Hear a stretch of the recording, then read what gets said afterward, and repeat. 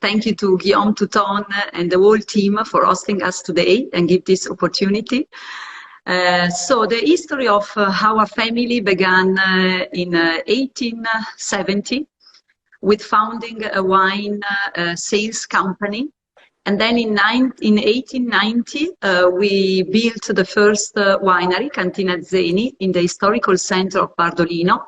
But actually it was in the late 60s when my father Nino enjoyed the company that different changes came up. So Nino was really thinking really in the future, and Nino understood immediately that the world of wine was changing a lot, was asking wine for better quality, wine reflecting the specific terroir, in this case the Veronese terroir territory. So he convinced the uncle Ernesto to build a bigger and modern winery on the Panoramica Road in Bardolino, where actually the winery is now located. And he expanded the portfolio, investing in area like Valpolicella and Lugana. So I can say that as a great businessman and visionary, he dedicated his life to the research of quality, and specifically investing in the vinification of native grape, in our case Corvina Veronese. And yes, unfortunately in 2006 our father Nino passed away suddenly in September 2006. And at that time, I was 28, so quite young for this business, big business. I was in London working in a wine department for a department store. Okay. But fortunately, my brother Fausto was already in the winery working as a winemaker together with my father, and also my sister Elena was in the winery. So I can say that as great as the challenge was, we immediately decided to take it up. And in 2006, so we took the management of the winery, and we seeking to grow the business, investing in the production, investing in foreign markets. So we really worked a lot. We put all our energy inside the winery, and I can say after 15 years that Fausto and of course the team that was with him, that is still today with him, they were able to increase production both as a viticulture and enological level. While I and Elena, we have been traveled the world, presenting wine, speaking about the grape, our territory, our story, the family story, and of course, once in a while, selling also some bottles too. Well, you do a wonderful job of selling wine and producing spectacular wine. So it's really just an amazing story that you and your family came together and really succeeded during difficult times. So it's been just such a pleasure for us to work with the estates and your wide range of wines. I'm going to put up a map here. Tell us just a bit about, orient us and tell us where we are within Italy, and just a bit about the area, if you could. Yeah, so we are in Veneto. Veneto, of course, is one of the most important wine region in Italy. Veneto is a beautiful region where you can have a city like Verona, like Venezia, of course, really famous, Treviso, Padova. Is an area that has a really big story of commercial product, so has a lot to tell. So Veneto is the region, Verona is the province, and we have the headquarter is in Bardolino. Bardolino is on Lake Garda, that is the biggest lake in Italy. Actually, Lake Garda is famous for wine, for olive oil, and of course for natural resources. It's really a beautiful area, of course a touristic area where you can find everything. So the headquarter, as the picture show, is in Bardolino, overlooking Lake Garda. This is the Panoramica Road. And then we have a part of the winery in Valpolicella, where we, of course, dry the grape for the production of Amarone, the wine that we'll explain later. So the area is, of course, really beautiful. The city of Verona offers different possibilities. And in this area, the wine produced are Chiaretto, in Bardolino, Chiaretto di Bardolino, Lugana as white wine that come also from Lake Garda, and then that's of course Amarone from Valpolicella area. So let's speak a bit about, because I know you have two different wineries, one by the lake and then one in Valpolicella specifically. So let's start in Bardolino and talk a bit about that region. The wines you produce there, and really the climate, because I know it's two different climates between those two different areas, even though they're relatively close. Yeah, so in Bardolino, actually we have a milder climate, thanks to the lake, of course. If we think about the vineyards are relatively deep, and they can warm up really easily because of lake. So also in winter, the vineyards are never cold. They're little like a milder climate. So Bardolino is a beautiful area famous for rosé, Chiaretto di Bardolino. If we think about Valpolicella, Valpolicella is different because has a little bit effect of the lake, but is direction Verona. So, of course, Lake Garda, we have as you see, the Rosé, Chiaretto di Bardolino is the DOC. And then we have the white wine. We produce the most famous white wine from Lake Garda that is called Lugana. So I love these wines, and they have just a really specific style to them. I really find specific to this place, because it's really you get a lot of rain and moisture, but then you know, it's just the terroir there is so unique. It really produces wines of depth and complexity, but also just great table wines as well, so at a great price point. Yeah. Actually, Chiaretto, if you speak about Chiaretto, Chiaretto is the pink rosé of the Veneto side of the lake. You know, the lake is divided in 3 different regions, Veneto, Lombardy, and Trentino Alto Adige. So we are on the Veneto east part. Chiaretto is Lake Garda, as we say, is the largest lake in Italy. And Bardolino is a village where we live, where we have the headquarters. And it's also the name that gives the names to the wine. So Bardolino has a really old winemaking tradition, and for this reason it's one of the oldest DOC wine in Verona. The grape that we use to produce Chiaretto mostly is Corvina Veronese, that is our most important native grape.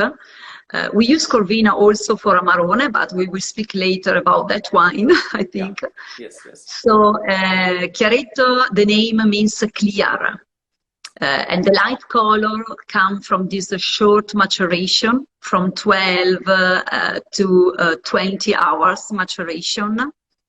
So it's a wine actually that we don't like to call seasonal, because it has a really nice body. Is of course light, has a pleasant notes of strawberry, citrus, peach, but it has still a nice body that is a wine that you can enjoy also in winter. For example, with grilled white meat. You can enjoy with sushi, you can enjoy with a pizza, Italian pizza. You have a lot in America, pizzeria, so you can have different possibility. Or, of course, you can enjoy in summer as a wonderful aperitif, refreshing us with maybe some salad. So Chiaretto is also important actually because it's the DOC, the most important DOC of Rosé, speaking about production. So the most productive area for Rosé in Italy. Oh, the wines are like you said, just so versatile and just delicious year round. We sell, we do really well with these wines year round. I want to jump into the Veneto just because there's a lot to speak about there, and I want to make sure we cover everything. Just because the processes and the techniques are so unique, I want to make sure we have enough time. So transition us to Valpolicella if you could, and let's start speaking about the entry-level Classico Valpolicella. Okay, so Valpolicella is, of course, a beautiful area, really different compare Bardolino. Interesting is that we use actually the same grape. So Corvina and Rondinella are used for producing Bardolino and also Valpolicella. But we have different terroir, different soil. So if Bardolino has a morenic origin, Valpolicella has a red-brown soil. So, of course, the same grape Corvina and Rondinella has a different taste, and that's the most important things about our territory. Valpolicella means the valley of different cellar, and that's the meaning of Valpolicella. And we can say that is divided in 3 different parts. One is Valpolicella Classica, one is Valpantena, and one is Valpolicella Orientale. What I like to say always during my tasting around the world is that the unique terroir of Valpolicella is really different from the other because it's maybe the only one where we harvest the same vineyard 2 times. So we go, the first time we collect the grapes that we will use for Amarone and Recioto. So we let them dry in special boxes, and then we bring in our fruttaio. And the second time we go in the vineyard is for collecting the grape for Valpolicella and Valpolicella Ripasso. So starting from the harvest, it means a big job for us, of course, because harvesting the same grape 2 times need time and need, of course, different energy. And that's really important from the area. Speaking about Amarone, Amarone is a wine with a really specific technique called appassimento. Appassimento means that we dry the grape. We dry the grape inside, in this store, showed in the pictures. They're called fruttaio, because it's full of fruits, in Italiano frutta. And we let them dry minimum 2.5 months until 3.5 months. Okay. So speaking about Zeni, we produce 4 different Amarone. So we start pressing the grapes using usually the second 10 week, so usually middle of December, and this will be also this year too. And then we go on until the end of January. So during the drying process, of course, happens a lot of things inside the grape. So the acidity go lower. The polyphenol, of course, concentrate more, and also the glycerin go higher. So that's a process inside the grape that is a specific process, of course, give to the grape a special concentration. So only after the drying phase, we vinify the wine. Usually the fermentation, we do that in Valpolicella, in Fumane. In Fumane we have our personal store where we dry the grape and where we vinify the wine. And then we stock and bottle Amarone in Bardolino. because we started producing Amarone in 1970. So we got more than 50 years experience. And so we are allowed to stock and bottle the wine from Bardolino. Oh, interesting. Okay, so you're grandfathered in, you have an exception. Yes, actually, this is why he understood from the beginning the potential of this territory. We have to think that at that time in 1970, Valpolicella was not known as now. Right. So Bardolino was more famous, and he understood that Valpolicella could have a great potential. So he wanted to invest before to understand how to produce Amarone, because actually only the knowledge permits the winery to present a great Amarone. So only the experience. You have to experience the drying method. You have to experience your grape, because each land is different. So each land presents different characteristics. So you have to experience a lot before to put on the markets a great Amarone. Absolutely. I want to back up and let's start with the entry level. So let's speak about the Valpolicella Classico. I don't believe this has any drying to it or any contact with dry grapes. No, actually Valpolicella and Valpolicella Ripasso, they are not produced with drying grape. Drying grape is only for Amarone and Recioto. Valpolicella is our first expression of the land. It's actually wine that has a beautiful hint of sherry, and is a wine that really, we say, wine for every day, because actually in our country, wine is always on the table as a traditional things. So we usually present more a bottle of wine than a bottle of water. So Valpolicella can be really nice with a nice spaghetti, with everyday spaghetti, you know, or maybe nice cheeses. So it's produced with fresh grape. Drying grape is only dedicated for the production of Amarone and Recioto. And actually, Amarone is quite important wine, not only because the unique technique, but because Amarone is the base for another important wine in Valpolicella that's called Ripasso. Okay, because without Amarone, we cannot produce Valpolicella Ripasso. Yes, let's show in the picture. So Ripasso is a special Valpolicella that made two fermentation. Ripasso means made two time, ripassato. And this because usually end of January, the Valpolicella, we put Valpolicella in contact with the unpressed skin of Amarone. Unpressed skin means that we still have a small part of Amarone wine inside, like 8%, okay. And we leave to do the second fermentation for about 15 days. So after 15 days, the second fermentation, we have a Valpolicella Ripasso. In this case, speaking about Zeni, we have a Ripasso Superiore because we use Valpolicella Superiore. And to have a Valpolicella Superiore, you need during the harvest an alcohol content of the grape that is minimum 12.5%. So it's so just to clarify a few questions between the two, between the Valpolicella and the Ripasso.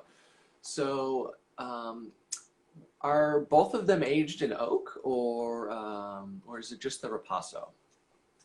So the Valpolicella, we just leave some months, just quickly, because it's important for us respect the characteristic of the wine.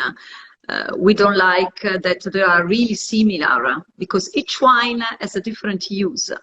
Right. So the Valpolicella just has a really short passage on the oak. The Ripasso stay in a big oak barrel, 2,500 liters, for about 1 year. Yeah, that's the barrel up is to 25 hectoliters, so 2,500 liters. So actually we use the really traditional technique. We don't use barrique, but we use the big barrel to preserve the aroma, the elegance of the wine, because in any case, an elegant wine you can enjoy always. And that's our concept in each wine. Quality must be quality with elegance. Absolutely. So this is really fascinating. I think we're learning a lot, and even if you've been in the wine business for a long time like me, it's the processes here are so unique compared to the rest of the world of wine. So it's again, thank you for your time. It's really, you know, kind of interesting. Even though we can't visit the estates, we can at least hear from you in person. So I want to transition and make sure we spend plenty of time on the Amarone, because that's really the, you know, I feel like your calling card, what everybody knows you for. So let's start with the Classico. Tell us a bit about the Classico, again, how it's produced, and the oak aging and the style that you are shooting for, aiming for in the end. So the Classico, we usually is the first Amarone that we press. We will start now in about 1 month, so before Christmas. And for me, I use to describe this Amarone like the Amarone more enjoyable. It's an Amarone that, because it doesn't dry the grape too long, you can still feel this freshness. You know, you can still enjoy this Amarone eating, and not only like meditation, like after dinner. When we press the grape, of course, we can also obtain more from the grape, because longer we press and more we lose of the weight. So for this reason, it's also an Amarone affordable on the markets. After the vinification, we stock the wine in a big barrel, big oak barrel, for 5,000 liters. So is the first, is always the youngest Amarone for us, compared to Amarone Barrique, that is usually 3 years older. And this is the Amarone that we sell almost in all our markets. Zeni is present in more than 40 different countries, and I think that each of our customers has Amarone Classico in the portfolio. The Amarone Barrique that also Touton sell, and I thanks for them, is of course different. First of all, we write in the label Barrique because Barrique is not typical in Valpolicella. Usually Valpolicella Amarone was stocked in big oak. But for us, it's really important because we started produce Amarone Barrique in 1988. So it was an idea of my father, Nino. Nino was learning a lot from France, and he learned how to use the barrique. We use only French barrique. And so when he came back to Verona from his travel, he thought, let's give a try. I want to produce an Amarone barrique. So in 1988, he brought in Bardolino different barriques, where I think nobody's got at that time, and he's starting to produce this special Amarone. We still use French oak, as in the past, and we use this barrique only one passage. So after that, or we sell the barrique, or we use for other wines, but not for Amarone barrique. So for us, this Amarone, of course, has a different use. Even if it's really full body, has a 16% alcohol, has a little bit, of course, of vanilla coming from the oak, but you can still eat with. And that's the same thing that I told before. So the importance of elegance. So this freshness you must have in any case in your wine, even if we speak about old wine or strong wine. Absolutely, and it's that balance that I love. Some Amarone I feel they're too heavy almost, and you can't enjoy it with a meal. But yours just have that nice balance and precision. And you've been producing them for. I have some old pictures here from the 60s. That's right. So, old label that are, to be honest, are really beautiful. The old label. So in the old label, you can see that. At the first time, the label of Amarone we were not putting only Amarone, but the first was Recioto della Valpolicella Amarone.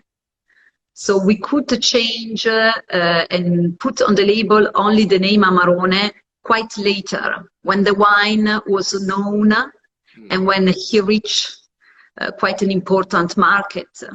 Because of course at the beginning, was not as famous as now, as I think the history of all wines. The people drank maybe lighter wine and more wine. Now they are looking for special wine, for something giving a special taste, a special emotion, because of course wine is an emotion. It's a beautiful job. I think I'm always, thanks to my father and the passion that he gave me, I always think that we are doing a beautiful job. We and also you selling. Absolutely, no, it is a beautiful industry, and it's a lot of work on both, yes, on all sides. But it's a big storytelling. For sure.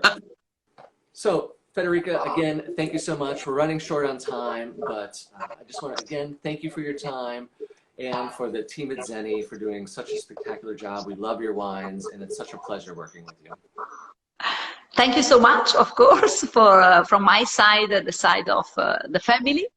And yes, we spoke about the museum, we spoke about tourism, and of course we are in a beautiful area where a lot of tourists can come and visit the Lake Garda, Verona. It's an opportunity, of course, to go to Venice. So we have different opportunities. For Zeni, wine tourism is really important. And actually, we are dedicated also to the promotion of wine. So we love host people, speak with people, let them try the wine. And I can say also thanks to my beautiful team. We have wonderful guy and woman dedicated to that activity, and they speak more than 3 or 4 different languages. There's a lot of passion to present wine, so they are really also Zeni family too. So we consider, you know, the job, the good job is never done from one people, but is a part of all the company. So everyone is important for us. And of course, we put a lot of effort, but thanks to Touton that invest in Zeni brand, we can also present our wine in the beautiful American market. So for now, we'll sign off, and thank you again, and we'll talk to you soon, hopefully next time in person. Thank you. Goodbye, everyone. Goodbye.